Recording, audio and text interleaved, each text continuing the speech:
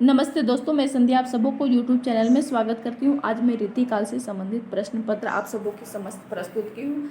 अगर आप लोग को मेरा वीडियो अच्छा लगे तो लाइक कीजिएगा, सब्सक्राइब कीजिएगा और मेरे चैनल को शेयर कीजिएगा। तो सर्वांग निरूपण ग्रंथ रस रहस्य के रचनाकार कौन है? तो सर्वांग निरूपण रस रहस्य के रचनाकार कुलपति मिश्र हैं। ऑप्शन नंबर सी सही है। अगला प्रश्न है कि रीतिकाल के कवि नहीं है, तो रीतिकाल के कवि गुरु गोविंद सिंह हैं, बख्शी हंसराज भी हैं और वृंद भी हैं। नाथूराम शर्मा शंकर रीतिकाल के कवि नहीं हैं। मैं सिर्फ आपको आंसर बतलाऊंगी। अगला प्रश्न है कि भूषण की कविता का प्रधान स्वर है, तो भूषण की कविता का प्रधान स्वर प्रस्तिपरक है। प्रस्तिपरक। भूषण का वास्तविक नाम था घनश्याम। भूषण का वास्तविक नाम घनश्याम था।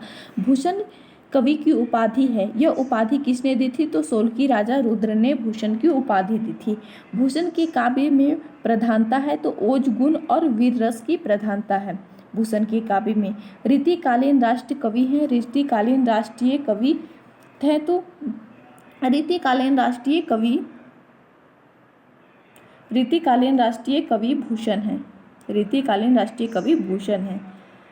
निम्नलिखित में से कौन सा अलंकार निरूपण ग्रंथ नहीं है? अलंकार निरूपण ग्रंथ भिखारी दास कृत श्रृंगार निर्णय अलंकार निरूपण ग्रंथ नहीं है। भूषण कृत शिवराज भूषण भी है अलंकार निरूपण ग्रंथ। मतीराम कृत ललित ललाम भी है और फिर जयवंत सिंह भाषा भूषण अलंकार निरूपण है और भिखारी दास कृत श्रृंगार निर्णय अलंकार निरूपण ग्रंथ नहीं है। अगला प्रश्न है कि सर्वस्व विवेचन ग्रंथ जो सुधा निधि के रचनाकार कौन है? तो तोष कवि हैं। सर्वस्व रस विवेचन ग्रंथ सुधा निधि के रचनाकार तोष कवि हैं। नायिका भेद ग्रंथ है, तो नायिका भेद ग्रंथ देव कवि जाति विलास है। नायिका भेद ग्रंथ है देव कवि जाति विलास। अगला प्रश्न है कि भूषण किस काव्यधारा के कवि हैं? भूषण किस काव्यधारा के कवि हैं? तो भूषण रीतिबद्ध काव्यधारा के कवि हैं। आचार्य भिखारी दास कृत प्रमुख काव्य शास्त्रीय ग्रंथ है। आचार्य भिखारी दास कृत प्रमुख काव्य शास्त्रीय ग्रंथ काव्य निर्णय है। अगला प्रश्न है कि शिवराज भूषण में कितने अलंकारों का उल्लेख मिलता है? शिवराज भूषण में कितने अलंकारों का उल्लेख मिलता है? तो 105 अलंकार का उल्लेख मिलता है। शिवराज भूषण में 105 अलंकार का उल्लेख मिलता है। और यह जितने भी प्रश्न हैं बहुत ही महत्वपूर्ण है, सभी एग्जाम में आता है। अलंकार विवेचन। अगला प्रश्न है अलंकार विवेचन में भूषण ने किसे आदर्श माना है? तो मतीराम के ललित ललाम को आदर्श माना है। अगला प्रश्न है कि औरंगजेब के दरबारी कवि का नाम क्या है? तो औरंगजेब के दरबारी कवि का नाम कालिदास त्रिवेदी है। बंधु विनोद के रचनाकार कौन है? बंधु विनोद के रचनाकार कौन है? तो कालिदास त्रिवेदी बंधु विनोद के रचनाकार हैं। अगला प्रश्न है कि राम सो जस अध आरूढ़ गगन सेनापति ने इस पंक्ति में कहा है?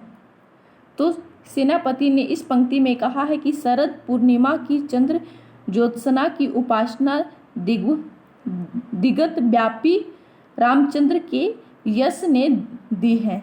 अगला प्रश्न है कि कवित रत्नाकर और काव्य कल्पद्रुम के रचनाकार कौन है? तो सेनापति हैं। अगला प्रश्न है कि हिंदी नवरत्न के रचयिता मिश्र बंधु हैं। अगला प्रश्न है कि अलग शतक और तिलक शतक के रचयिता कौन है? अलग शतक और तिलक शतक के रचयिता मुबारक बिल ग्रामी हैं। अगला प्रश्न है कि भाव विलास किसकी रचना है? भाव विलास किसकी रचना है? तो देव की रचना है। नायिका भेद प्रतिपादित करने वाली रचना पहचानिए। नायिका भेद प्रतिपादित करने वाली रचना श्रृंगार मंजरी है।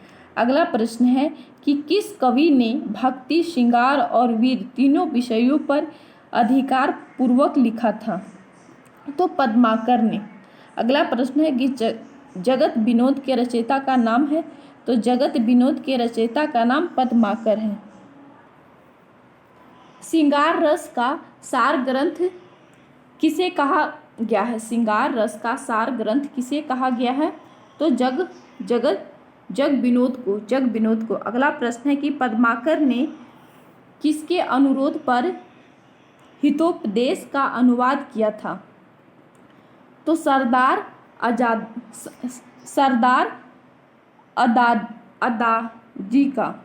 अगला प्रश्न है कि पद्माकर का अलंकार ग्रंथ है, पद्माकर का अलंकार ग्रंथ पद्माभरण है। पद्माकर का अलंकार ग्रंथ पद्माभरण है। पद्माकर की वह रचना जो दोहा चौपाई छंद में है, पद्माकर की कौन सा रचना है जो दोहा चौपाई छंद में रचित है? तो राम